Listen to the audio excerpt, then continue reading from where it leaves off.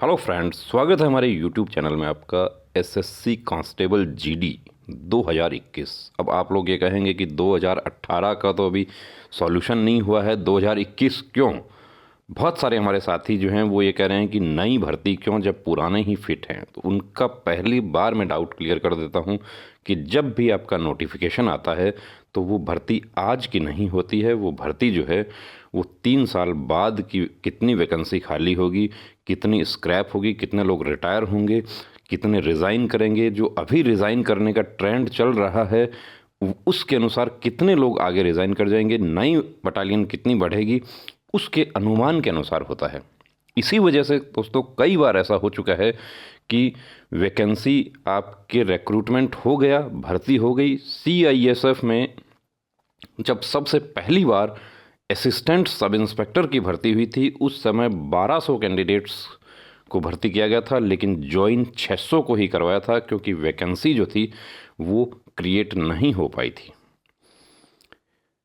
तो ये जो वीडियो है ये हमारा उस टारगेट वर्दी के लिए है जो 2021 की हम बात करेंगे। यहाँ पे कौन कौन से ऐसे पॉइंट्स हैं जो हम इसमें डिस्कस करेंगे। 2018 का जो मैटर है हमारा वो अलग है, लेकिन उसकी लड़ाई के साथ साथ हमारी तैयारी जो है वो 2021 की भी शुरू हो गई है। कुछ कैंडिडेट्स ने हमें कहा कि इस पे रोक लगनी चाहिए, 2021 पे रोक लगे। 2021 में जो भर्ती आ रही है वो 2024 में कितने पद खाली होंगे, क्या ट्रेंड रहेगा, कितने लोग रिटायर होंगे, उस पर डिपेंड करेगा दोस्तों। क्योंकि आज जो आपकी 2018 की जो भर्ती हुई थी वो वैकेंसी जो है वो कौन सी वैकेंसी है, वो वैकेंसी है अनुमानित वैकेंसी जो 2022 में जो फोर्सेस को ज़रूरत होगी।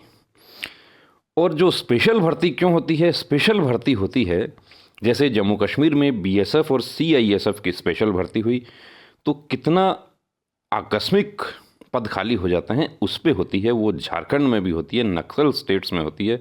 पहले ये भर्ती ऑल इंडिया होती थी, मतलब सभी राज्यों में रैली भर्तियां होती थी।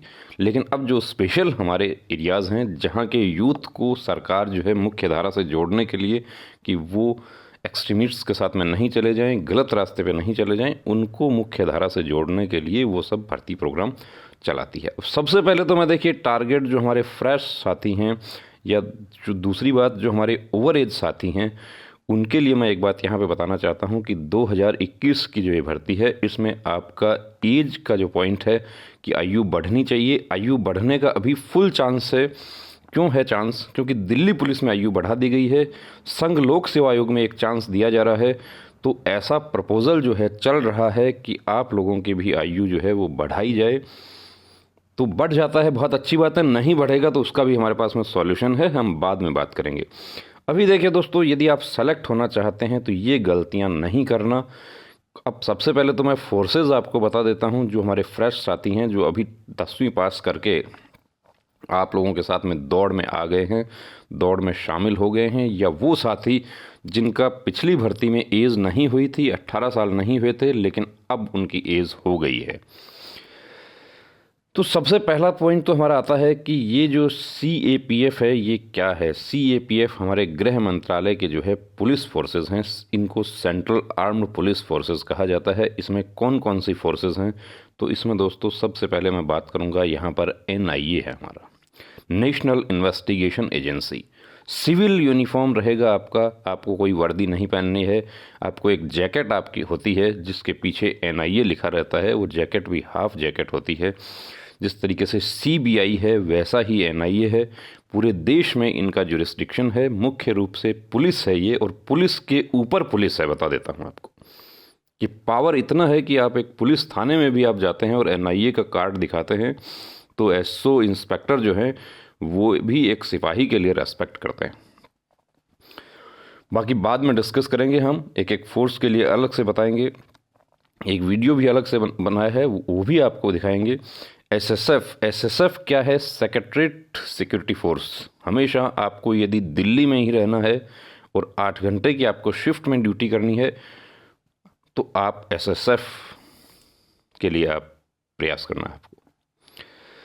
एसएसएफ का मुख्य रूप से ड्यूटी क्या है, जो दिल्ली में हमारा सेक्रेटरीट है, पार्लियामेंट है, इनकी ड्यूटी ये करते हैं, इनकी सिक्योरिटी। लेकिन इनकी सिक्योरिटी मुख्य रूप से इंटरनल सिक्योरिटी होती है इनकी। आउटर सिक्योरिटी जो है वो सीआरपीएफ की है वहाँ पे, या सीआईएसएफ की है। गवर्नमेंट बिल्डिंग्स जितना भी है उनका, पार्लियामेंट का जो है वो सीआरपीएफ के पास में है। इसके अलावा मंत्रालय जितने भी हैं उनके पास, उनकी ड्यूटी सीआईएसएफ के पास। थोड़ा ब्रीफ में चलेंगे हम यहाँ पे। यदि आप देखिए पाकिस्तान बॉर्डर और बांग्लादेश बॉर्डर का मज़ा लेना चाहते हैं और अपनी शूटिंग स्किल्स आप जिसको कहते हैं कि अच्छी करना चाहते हैं, कि आपको मौका मिले घुसपैठिए को मारने का, एक जिसको कहते हैं कि एक चेतावनी और नहीं रुका तो टक टक ठोक दिया, तो आप बीएसएफ ज्वाइन कर सकते हैं। कि सीमा प्रहरी जो हैं हमारे, वो रहते हैं हमारे बीएसएफ जो है वो पाकिस्तान और बांग्लादेश बॉर्डर पर रहती है। सीआईएसएफ जो है वो हमारा देखिए इंडस्ट्री की ड्यूटी करती है। इसके अलावा पोर्ट्स पे रहती है, एयरपोर्ट्स पे रहती है, लाल किला, ताजमहल, मेट्रो, ये सब की ड्यूटी जो है वो सीआईएसएफ करती है। यदि आप हिमवीर बनना चाहते हैं, आप बर्फ़ और पहाड़ का मज़ा लेना चाहते हैं, चाइना बॉर्डर पे आप जाना चाहते हैं, निहत्ते ही चाइनीज़ से लड़ना चाहते हैं, तो आप आईटीबीपी देखिए, वहाँ पे टक टक करने का मौका कम मिलता है आपको, क्योंकि चीन के साथ हमारे जो है ताल्लुकात दूसरे हैं। आप पीस में रहना चाहते हैं, यानी कि उत्तर प्रदेश, नेपाल बॉर्डर, भूटान, उत्तराखंड एरिया, यहाँ आप रहना चाहते हैं तो आप एसएसबी ज्वाइन कर सकते हैं। सशस्त्र सीमा बल जो है वो बॉर्डर की ड्यूटी करता है, वो भी बीएसएफ की तरह नेपाल और भूटान बॉर्डर पर रहता है। यदि आप म्यांमार नॉर्थ ईस्ट का मज़ा लेना चाहते हैं तो आप Assam rifle, AR Assam rifles जो है वो नॉर्थ ईस्ट में ड्यूटी करती है। इसका मुख्यालय भी शिलोंग में ही है। तो आप, ये हमारी फोर्सेस हो गई हैं सीएपीएफ। अब इसमें जो है कि कुछ गलतियां देखिए दोस्तों ऐसी हो जाती हैं कि उनकी वजह से आपको लेटर स्टेज डिसअपॉइंटमेंट होता है, वो नहीं होना चाहिए। फॉर्म आपका आने वाला है, आपको अभी से क्या तैयारी करनी है। पहले क्या होगा आपका, पहले आपका एग्ज़ाम होगा, लेकिन एग्ज़ाम से पहले आपका जो फिजिकल स्टैंडर्ड है, क्योंकि ये वैकेंसी जो होती है ये फिजिकल आपका कंप्लीट होना चाहिए। फिजिकल स्टैंडर्ड जो है उसमें आपका हाइट जो है वो यहाँ पर इम्पोर्टेंट है, क्योंकि चेस्ट जो है वो तो देखिए हम बाद में भी प्रैक्टिस कर सकते हैं, लेकिन हाइट में जो आपका क्या हाइट है उसकी हम बात करते हैं। ये देखिए दोस्तों, हाइट जो है, आप यदि आप जनरल कैटेगरी हैं, आप एससी एंड ओबीसी हैं, तो आपका 170 हाइट होना चाहिए। महिलाओं का 157 होना चाहिए। ये एक बहन का है सर्टिफिकेट, इनका 157.5 था। यदि इनका 56.5 होता तो ये आउट हो जाती। तो हाइट सबसे पहला क्राइटेरिया है। आप फ्रेश कैंडिडेट हैं, आप पहली बार दे रहे हैं, तो हाइट आपका पूरा होना चाहिए। और यदि आपका देखिए आधा सेंटीमीटर 1 सेंटीमीटर का आपका प्रॉब्लम है, तो आपको हताश नहीं होना है, उसके लिए आप एक्सरसाइज करके कवर कर सकते हैं। अब एसटी जो है, जितना भी हमारे देश का, पूरे देश का एसटी है, उनका 162 है, महिलाओं का 150 है। इसके अलावा छूट दिया गया है हाइट में, किसको दिया गया है देखिए, नक्सल एरिया जो है उनका 147.5 है महिलाओं का। आसाम, हिमाचल प्रदेश, जम्मू कश्मीर, गढ़वालीज, कुमाऊनीज, डोगराज, मराठा जो हैं उनके लिए उस कैटेगरी में यदि आप आते हैं, एनेक्सर 8 आपका लगता है छूट। अरुणाचल प्रदेश, जो नॉर्थ ईस्ट के स्टेट्स हैं, उनके लिए 162.5 है। और ये जो हमारे देखिए जो दार्जिलिंग डिस्ट्रिक्ट जो है उसका जो सब डिवीज़न जो है, ये लोहागट्टी गार्डन और ये सब जो हैं, इनके लिए 157 है, इनको छूट दी गई है। तो ये जो है हमारा हाइट का पहला क्राइटेरिया है। यदि आपका हाइट पूरा है, कंप्लीट है, तो आप इसको। दूसरा चेस्ट का भी आपको टेंशन नहीं करना है, चेस्ट आप प्रैक्टिस करके ठीक कर सकते हैं। मेल के लिए चेस्ट का क्राइटेरिया है, महिलाओं के लिए ये जो है नहीं है एप्लीकेबल। ये आपको क्वालिफाई करना होगा, लेकिन ये कब होगा, ये आपका पहले एग्ज़ाम के बाद होगा। एग्ज़ाम की आपको बहुत अच्छे शानदार तैयारी आपको करनी है। दूसरी बात देखिए, सबसे पहले जो है फॉर्म भरने के लिए आप, अब हाइट वगैरह क्राइटेरिया आपका यदि पूरा होता है तो फॉर्म भरने में कौन कौन सी गलतियां होती हैं, फॉर्म जब आपका निकल जाएगा फॉर्म, तब हम आपको कंप्लीट गाइड करेंगे किस तरीके से आपको चॉइस फिल करना है। सबसे पहले तो देखिए चॉइस जो है वो ज़रूरी है। अभी हमारे इस परिणाम में बहुत सारे हमारे साथी ऐसे थे जिनको NIA मिल सकता था, लेकिन फर्स्ट चॉइस जो है वो CISF दे दिया, इसलिए CISF ही मिलेगा। जिनको SSF मिल सकता था लेकिन फर्स्ट चॉइस BSF दे दिया, तो अब BSF ही मिलेगा, क्योंकि पता नहीं था। चॉइस किसने फिल कर दिया? चॉइस कंप्यूटर ऑपरेटर ने फिल। तो कंप्यूटर ऑपरेटर पे नहीं छोड़ना दोस्तों। कंप्यूटर ऑपरेटर की गलती की वजह से अभी कितने ही साथी ऐसे हैं जो अभी भटक रहे हैं, उनका रिजल्ट जो है वो गोल हो गया।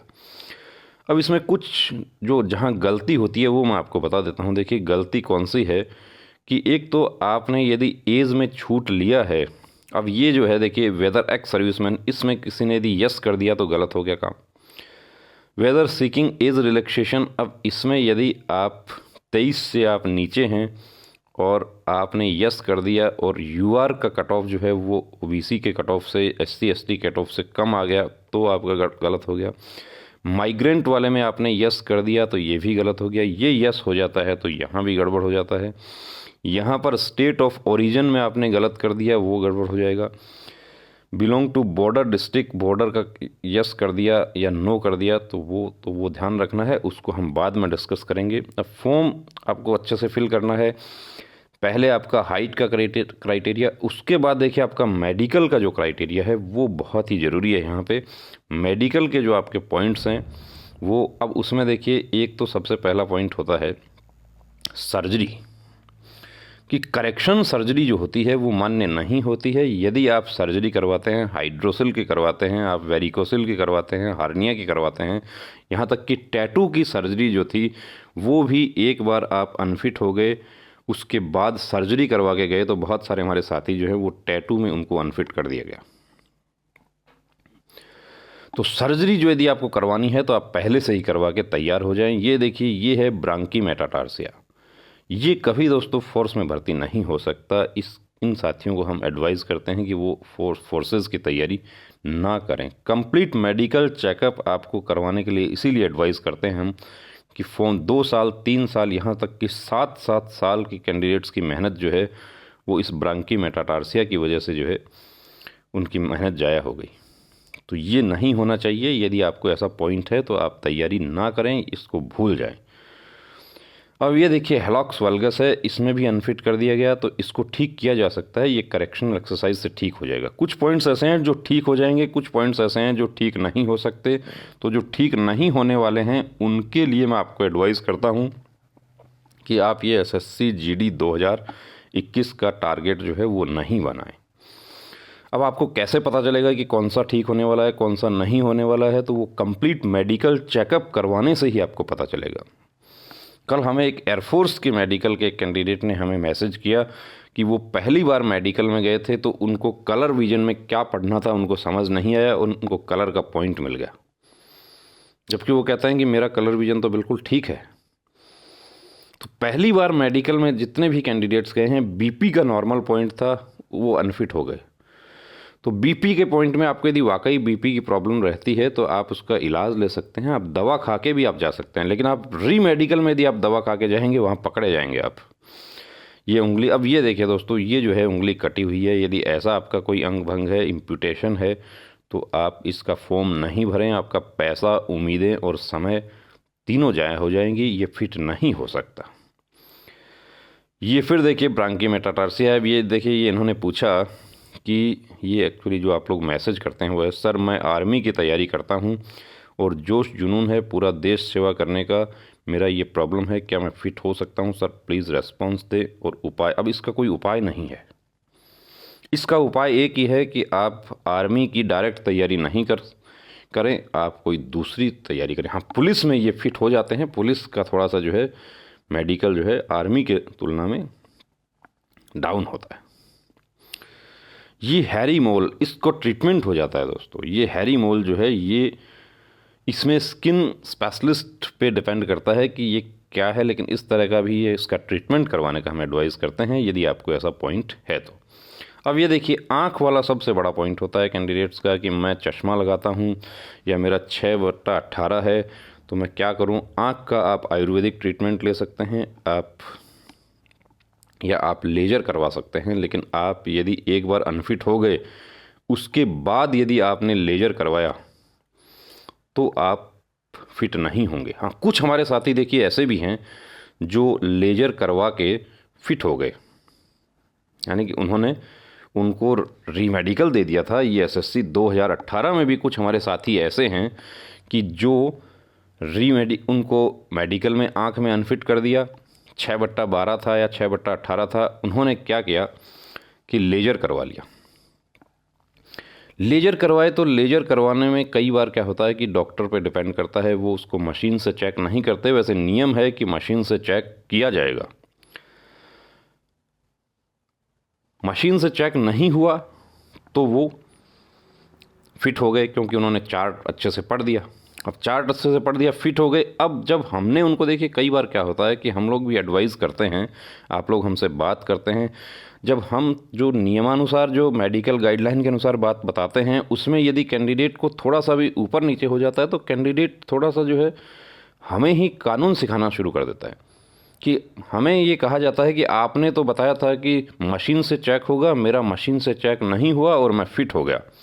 आप गलत गाइड करते हैं। देखिए, मैं आपको एक बात बता दूं कि यदि आपने लेजर करवाया है और लेजर कब करवाया, रीमेडिकल और डीएमई के बीच में करवाया है, तो आपके ऊपर तलवार लटक रही है अभी भी। इस बात को याद रखना कि सेंटर में जाके भी लेजर वाले जो हैं, आई सर्जरी, आँख के लेजर वाले जो हैं कैंडिडेट्स, वो सेंटर में जाके भी मिठाई बांट दिया, सब कुछ हो गया, घर से विदा हो गए और 2 महीने बाद पता चला कि वापस आ गए। और फिर झूठ बोलना पड़ता है कि छुट्टी ले लिया, अभी छुट्टी पर है। फिर 2-3 महीने निकल जाते हैं, फिर कहता है नहीं मुझे जमा नहीं, इसलिए मैंने छोड़ दिया। तो आँख की सर्जरी जो है, क्योंकि देखिए हक मार के आप एक कैंडिडेट का हक मार के आप नहीं ले सकते, जॉब वर्दी नहीं ले सकते यदि आप नियमानुसार कार्रवाई नहीं की हुई है, गलत तरीके से किया है। कुछ कैंडिडेट्स ने ये भी कहा कि हमने सेटिंग करके फिट हो गए। देखिए, सेटिंग करके फिट हो गए कुछ भी, 1 साल तक मेडिकल जो है वो वैलिड रहता है। जो हमारे साथी जो 2018 वाले जो हैं, उनका फरवरी में मेडिकल हुआ था, वो 1 साल से ज़्यादा हो गया है। बीएसएफ ट्रेड्समैन के जो साथी गए थे, उनका कंप्लीट हुआ था, 1 साल से ज़्यादा हो जाता है, कंप्लीट मेडिकल चेकअप होगा। तो ये मैं आपको बता देता हूँ कि लेजर का पॉइंट जो है बहुत ही खतरनाक पॉइंट है। यदि आपने लेजर करवाया है और आप डीएमई में आप फिट हो जाते हैं, आपको कोई प्रॉब्लम नहीं है, आप बिल्कुल फिट हैं। आप रेलवे के बारे में आपको बता देता हूं कि रेलवे ग्रुप डी के जितने भी पोस्ट होते हैं, रेलवे के जितने भी पोस्ट होते हैं, उसमें लेजर जो है वो डीएमई में ही चेक होता है और मशीन से चेक होता है और सबका चेक होता है। यदि लेजर करवाया हुआ है कैंडिडेट तो रेलवे में वो कभी फिट नहीं हो सकता। वही नियम यहाँ लगता है फोर्सेज पे कि लेजर फिट नहीं है, लेकिन डीएमई में आपका क्या होता है, मशीन से चेक नहीं होता, आपको सिर्फ चार्ट पढ़वा के आपको फिट अनफिट कर दिया जाता है।